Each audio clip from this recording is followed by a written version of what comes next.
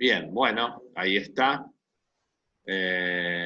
Vamos a, entonces, acá. Les decía que vamos a trabajar vamos a ver choques unidimensionales o unidireccionales en una sola dirección. Luego vamos a hacer algo con choques bidimensionales y hasta ahí nomás.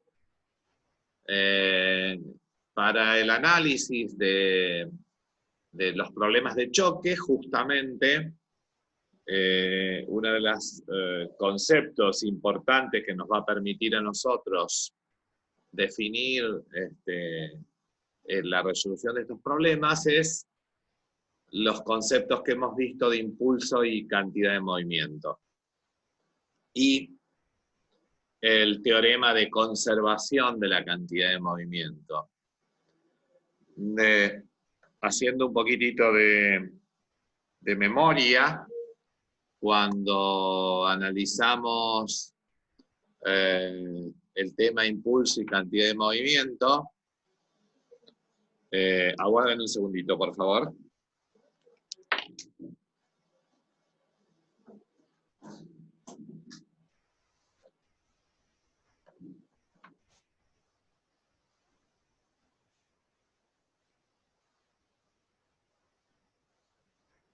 Les decía que cuando analizamos impulso y cantidad de movimiento, uno de los teoremas importantes que vimos después del principio de conservación de la energía es el principio de conservación de la cantidad de movimiento. Y cuando la cantidad de movimiento, o el momento lineal, como se lo quiera llamar, se conserva, cuando la sumatoria de fuerzas externas, o la resultante de fuerzas externas, perdón, es nula. Sabemos que en los choques hay fuerzas internas en el sistema, es decir, cuando una partícula choca con otra partícula, esa fuerza de contacto es interna. Si uno toma el sistema de las dos partículas, esa fuerza de interacción es tan grande que si hubiese fuerzas externas actuando, son prácticamente despreciables frente a estas. Entonces, esa es una de las cosas fundamentales para analizar un choque. Entonces, por favor, si voy muy rápido me paran, si hay algo que no se entiende volvemos para atrás. Si consideramos dos cuerpos que se desplazan a lo largo de una misma línea recta, ¿no? Pensemos una línea recta horizontal, una mesa, un piso, y M1 y M2 son las masas de cada uno de esos cuerpos. Pueden ir en el mismo sentido o pueden ir en sentidos contrarios, pero en la misma dirección estamos hablando.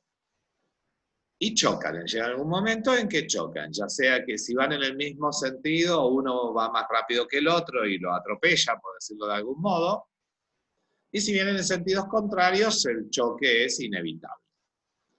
En el caso de un choque, las fuerzas internas, como les decía recién, entre los cuerpos que chocan, que son unas fuerzas de interacción o de reacción entre los cuerpos, son muy grandes comparadas con las posibles fuerzas externas que actúen sobre ellas, como por ejemplo el peso o la fuerza de rozamiento. Además, el choque ocurre siempre en un tiempo muy breve, ¿no? Entonces piensen ustedes el tiempo que les lleva patear una pelota. Cuando estoy diciendo esto, me estoy refiriendo, piensen el tiempo de contacto del pie con la pelota, por ejemplo, ¿no? O si se dispara un proyectil, lo mismo. Es decir, es ese tiempo en que el proyectil abandona el objeto que lo impulsó. Es muy breve. Es muy corto, tiempos muy cortos. Sin embargo, son fuerzas muy grandes en esos tiempos muy cortos. Entonces, en ese caso despreciamos las fuerzas externas que actúan sobre las partículas, o la resultante de fuerzas externas es nula. Como solo consideramos las fuerzas de interacción interna entre los cuerpos que chocan, Entonces decimos que el momento lineal total del sistema se conserva durante el choque. Porque a partir de ahí, si se conserva el momento lineal, vamos a decir que el momento lineal antes del choque y el momento lineal después del choque son iguales, ¿no? Si estamos diciendo que un delta P es igual a 0, ese delta P, P final menos P inicial igual a 0. Por lo tanto, el momento lineal antes del choque es igual al momento lineal después del choque. Como el título lo dice, vamos a discutir primero los choques unidireccionales o unidimensionales.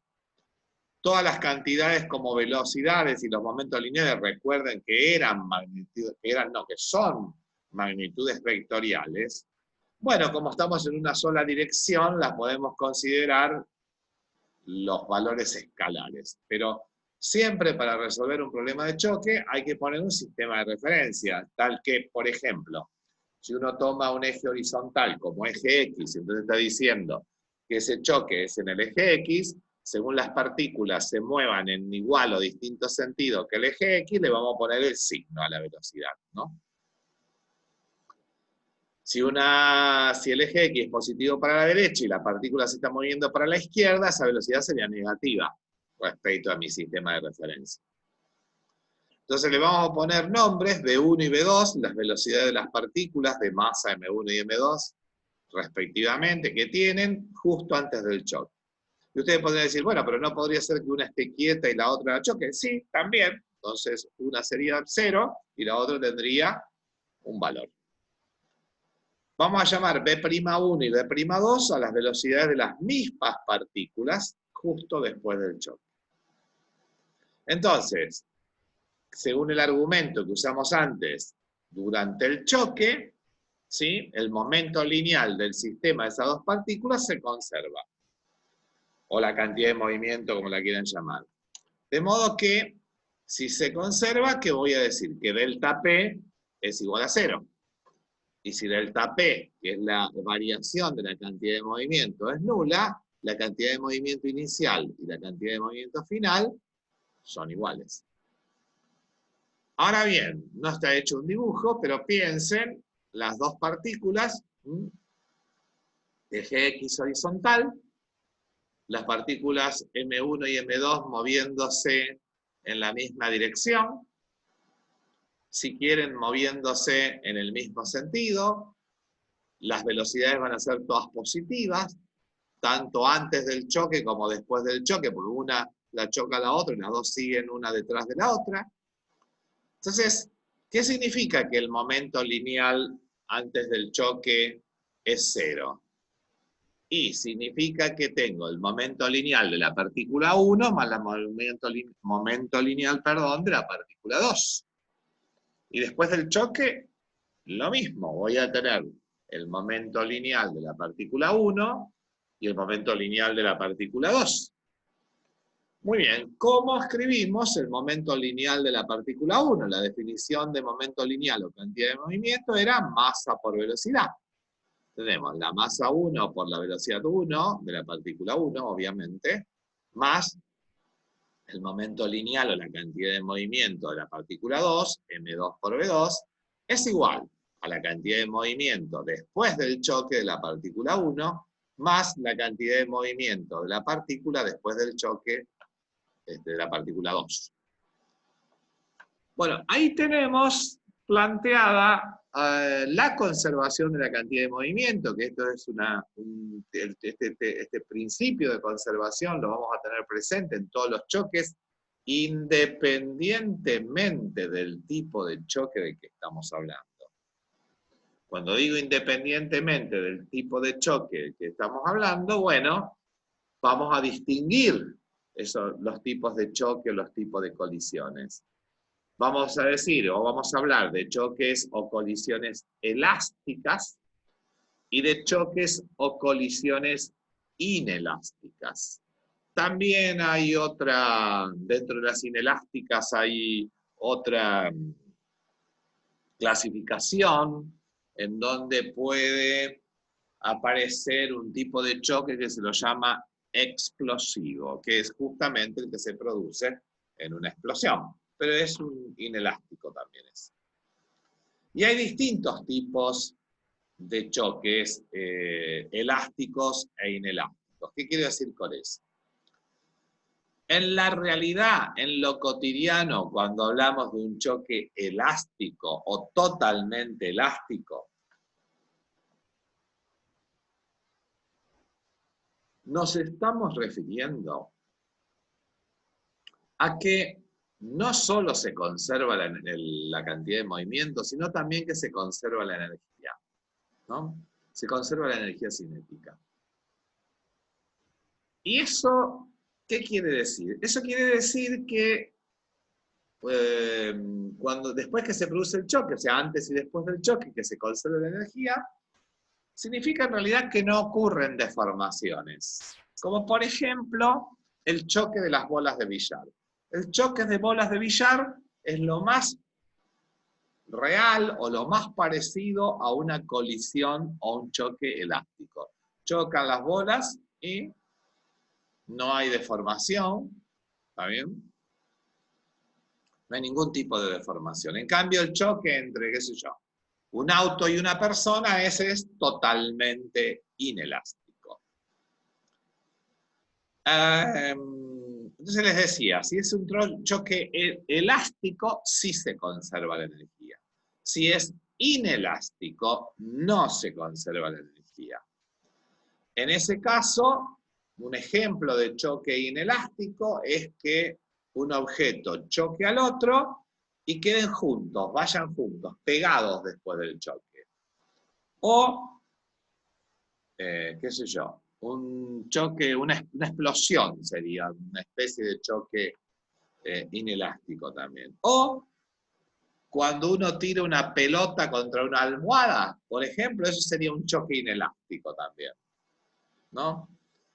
Pero bueno, eso va a depender también del tipo de material con el que los objetos que están interaccionando, chocando, estén hechos. Dicho esto, más o menos con algunos ejemplos de lo que son choques elásticos e inelásticos, vamos a analizar o a discutir un poquito, por favor me interrumpen cuando quieran. Vamos a hablar de las colisiones o los choques elásticos. Como dije recién, en una colisión elástica o en un choque elástico, se conserva la cantidad de movimiento, o sea, esto que tengo acá arriba, y se conserva también la energía cinética.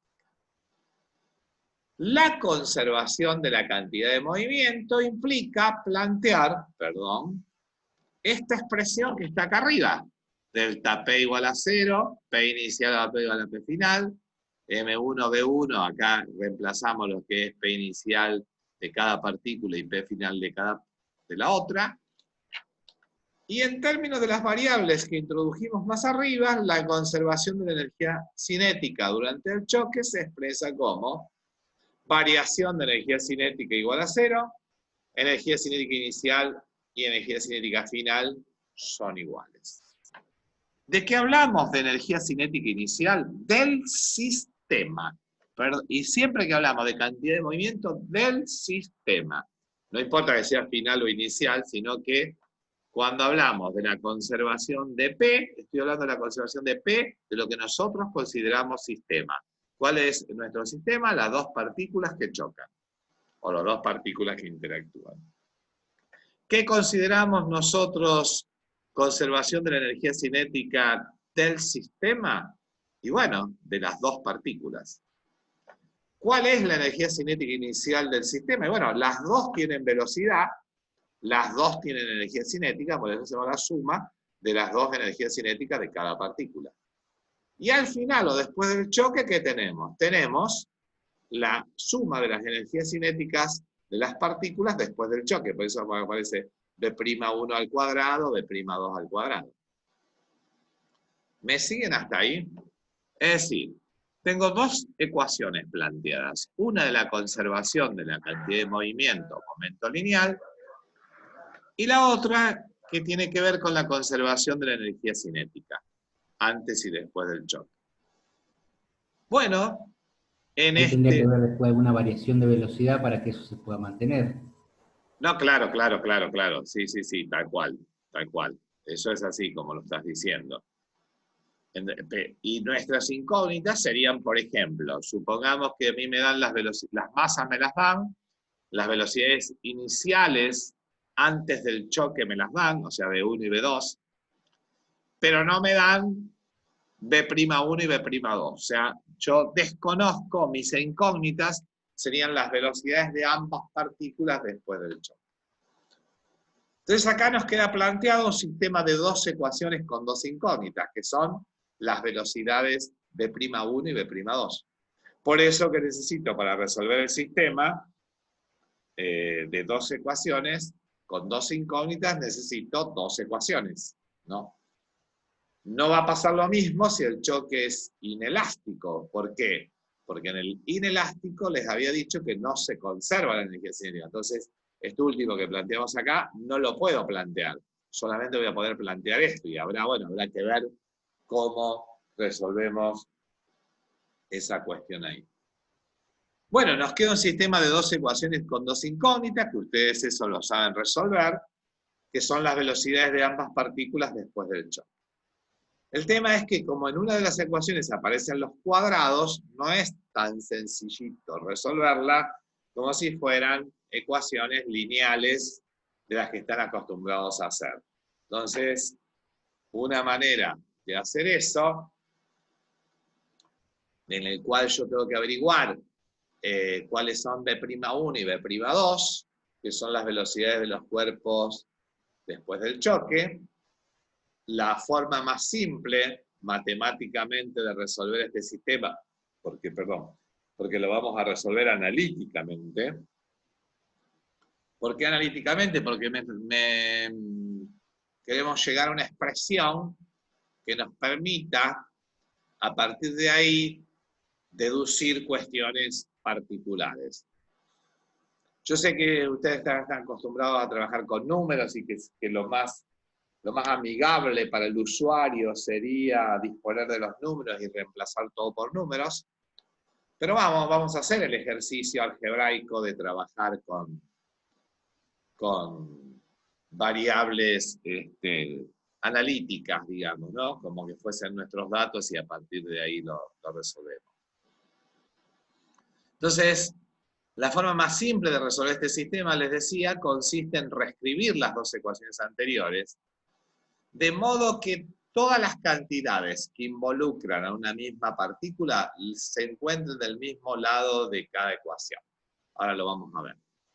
Ahí tenemos entonces, a ver, antes de la colisión tenemos la bola negra que va a chocar con la bola blanca. Entonces, la bola negra, la bola blanca está en reposo. La bola negra la choca, ¿y qué pasa después de eso? Y pueden pasar varias cosas. Una, que la bola negra quede donde está la bola blanca, es decir, dejarla cambiada, como sería, yo lo he intentado muchas veces con las bolas de billar o de pool, es difícil hacerlo, no hay que saber física para eso, obviamente, tampoco Maradona tiene que saber física para, para haber jugado como jugaban, pero bueno, esas son habilidades que tiene la gente. Con el billar pasa exactamente lo mismo. Entonces, en ese primer caso que está dibujado ahí arriba, queda cambiada, es decir, la bola negra se para en seco y la bola blanca sale disparada. Evidentemente que si se trata de un choque elástico, ¿qué intuyen? ¿Con qué velocidad va a salir la bola blanca? Con la velocidad de la bola negra. Claro, y la velocidad de la bola negra me queda, ¿verdad? Queda parada ahí, o sea que adquiere la velocidad de la bola blanca, ¿sí? En el segundo caso, fíjense que las dos bolas van con velocidades ambas en la misma dirección, pero en sentidos contrarios. Interacción, es decir, chocan, rebotan. La bola negra se va para la izquierda, la bola blanca para la derecha. Y en el tercer caso, las dos bolas van en el mismo sentido, con distintas velocidades. Fíjense, la bola negra, el vector velocidad es más grande, como para indicar que lleva una mayor velocidad. Interaccionan y luego es como que la bola negra y la bola blanca van para el mismo lado, pero la bola negra con una menor velocidad que la bola blanca. En el caso anterior, cuando rebotan, ambas rebotan con la misma velocidad. Bueno, en definitiva, digamos, son diferentes tipos de colisiones que se pueden dar, y ustedes mismos me pueden decir, bueno, a ver, esas bolas, podría uno pensar que son las bolas de billar. Claro, pero podría darse el caso de que está chocando, qué sé yo, una bola de billar con una pelota de plástico, por ejemplo. Y ahí tendríamos otra situación. En fin, la imaginación puede dar lugar a diferentes tipos de choques o de colisiones. Veamos entonces, les decía, cómo resolvemos un problema de este tipo. Si yo vuelvo un poquito para atrás, estoy tratando de ver esa colisión o choque elástica, que es la primera que vamos a analizar. Entonces voy a poner dos bolas, M1 y M2, ambas en la misma dirección y en el mismo sentido, que chocan, y luego del choque la bola roja se moverá con una B'1, la bola azul con una B'2. Entonces, en ese choque elástico, como pueden ver, visto desde un marco de referencia solidario, la masa 2 antes del choque, visto desde el centro de masa, miren lo que pasa con el centro de masa, ¿no? El centro de masa no cambia, ¿no? Siempre está en el mismo lugar. Bueno, entonces, como les decía antes, ¿qué hacemos ahí? Dijimos, a ver, nos quedaba un sistema de dos ecuaciones con dos incógnitas, y la forma más simple, les había dicho, de resolver eso matemáticamente, consiste en reescribir las dos ecuaciones anteriores, de modo que todas las cantidades que involucran una misma partícula se encuentren al mismo lado de cada ecuación. Y eso es lo que pasa. Fíjense que la misma partícula, vuelvo de nuevo para atrás, yo acá tengo M1B1, de este lado M1B'1, acá tengo M2B'2, M2B2, entonces esto la paso a la izquierda, saco factor común M1, me queda B'1, perdón, me queda M1 por B1 menos B'1, después ustedes lo hacen con el papel y el lápiz, ¿no? Y entonces, luego que tengo, saco M2, factor común en el segundo miembro, y me queda M'2 con B2. Si lo miro acá, acá tendré un medio. El un medio, lo saco factor común. Bueno, me dice que la reunión termina en 10 minutos, no se vayan a ir, porque después nos conectamos de nuevo. Juntar del mismo lado significa que, primero, el un medio lo saco factor común, como está en todos los términos, se simplifica. Se me queda M1 B1 cuadrado más M2 B2 al cuadrado igual a M1 B'1 cuadrado más M2 por B'2 cuadrado. Esta la paso restando al otro lado, me queda M1 por B1 cuadrado menos B'1 cuadrado, y del otro lado me queda M2 por B'2 al cuadrado menos B2 al cuadrado. ¿Me siguieron? ¿Sí? Sí, profe. Bueno, entonces, haciendo eso, que bueno, nada, ustedes después, está bueno, se pongan con el lápiz a hacerlo en un papel. Y entonces, ahí lo que les dije es lo que me queda en la expresión, ¿sí? Queda así, recuerden que las incógnitas son B'1 y B'2. ¿Y por qué hacemos esta cuestión matemática? Y hacemos esta cuestión matemática porque si uno mira acá, la segunda ecuación, perdón, en esta segunda ecuación, esto que está entre paréntesis, ustedes saben muy bien, porque saben álgebra, saben mucho más que yo de todo eso, es una diferencia de cuadrados, ¿no? Lo que está entre paréntesis ahí. Claro. ¿Y yo eso cómo lo podía escribir? ¿Se acuerdan cómo se escribió una diferencia de cuadrados? No. El paréntesis, el mismo paréntesis, una vez suma y una vez resta. Claro, hacíamos B1 menos B'1 por B1 menos B'1. Y del otro lado también, ¿está bien? Ufa. Bien. Entonces, si uno lo reescribe esto con una diferencia, pero después divide miembro a miembro, dividir miembro a miembro significa esto dividido esto, el primer miembro de esta ecuación dividido el primer miembro de esta, el primer miembro de esta igual a esto dividido esto.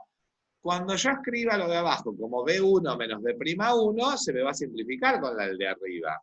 Y me queda B1 más B'1. Y lo mismo me va a quedar con el otro. Entonces, esa es la ventaja de escribirlo así. Se le simplifica matemáticamente. Bueno, eso es lo que está hecho ahí.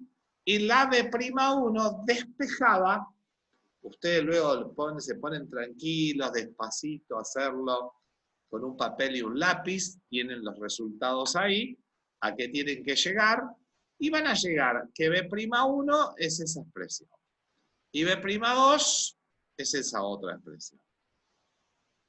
Queda, bueno, eso que está ahí.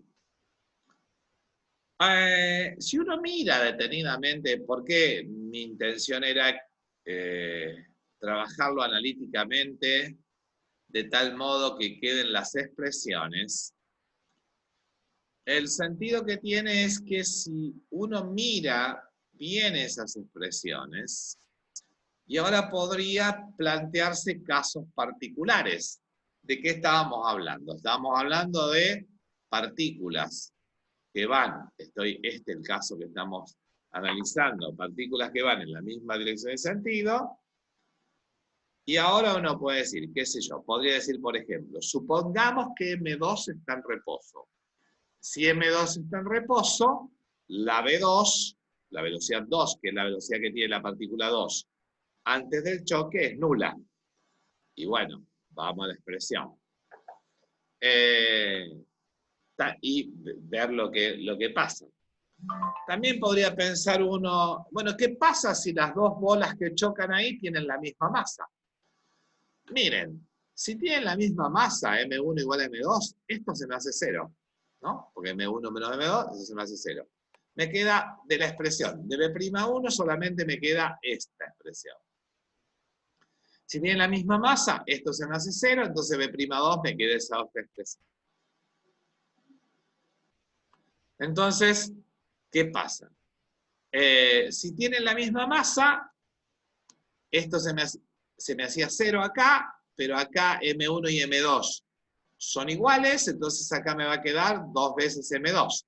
Con 2 veces M2 se me simplifica y me queda B2. Entonces B'1 es igual a B2. Y acá B'2 es igual a B1. O sea que, ¿qué es lo que ocurre? Durante el choque intercambian las velocidades. Y más que puedo decir, bueno, qué sé yo, supongamos que B2 sea 0 o B1 sea 0. Bueno, también intercambian las velocidades. ¿Se entiende lo que estoy diciendo? Claro.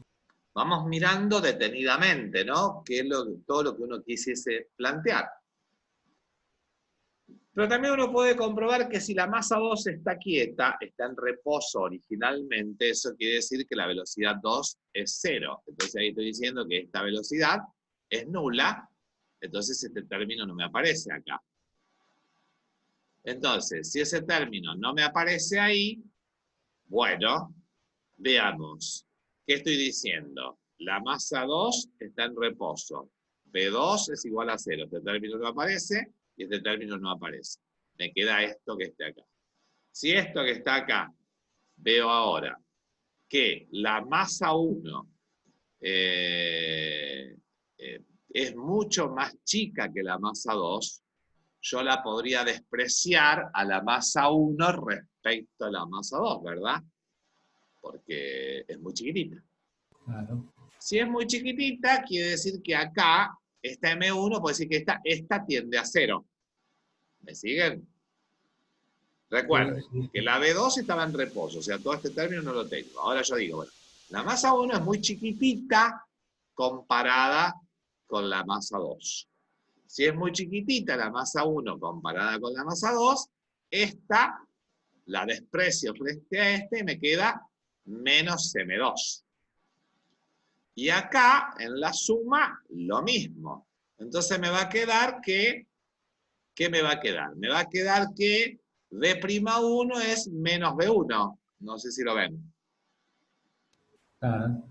¿Está bien? ¿Hasta ahí me siguen? Fantástico.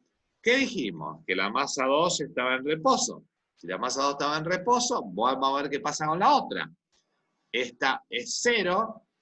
Y acá digo, bueno, ojo acá ahora, porque M1 es, dijimos, mucho más chica que la M2. ¿No? Entonces,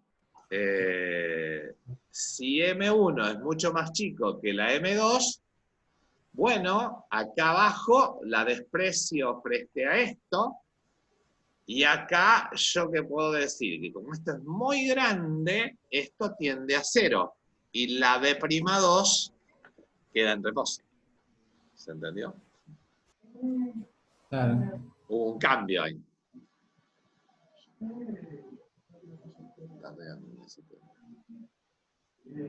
Bien, perfecto. ¿Vamos hasta ahí? ¿Sí? Sí, sí, profe. Profe, ¿puede explicar lo último Sí. otra vez? Sí. Hay que mirarlo detenidamente. Dije que si 2 está en reposo, la velocidad 2 es 0. ¿Está bien? Porque está quieta. Sí. Entonces, si esto es 0, por esto me da 0, y la expresión me va a quedar B'2 igual a esta expresión que tengo acá. Esta parte. En la de arriba, con la B'1, yo digo que B2 está en reposo, quiere decir que esto se me hace 0, y me queda esta parte. Entonces, vos lo que tenés que mirar es decir, esto no existe más acá, esto no existe más acá, ¿qué vamos a mirar? Vamos a mirar esto en B'1 y esto en B'2. ¿Me seguís? Sí, sí, la parte de B1 la entendí. La parte de B2 me Bien, perdí. entonces ahora estamos diciendo que la M1, la masa 1 es muy chiquitita comparada con la masa 2. Si la masa M1 es muy chiquitita comparada con la masa 2, bueno, suponete que la masa 2 son 10.000 kilos y esto es medio kilo. Es como si no existiera esto. Entonces me queda esta expresión dividido acá algo muy grande, que es la masa 2. Si es que me queda dividido algo muy grande, quiere decir que un número dividido algo muy grande, pensemos en eso grande como infinito. ¿A qué te tiende todo eso? No te estoy evaluando, ¿eh?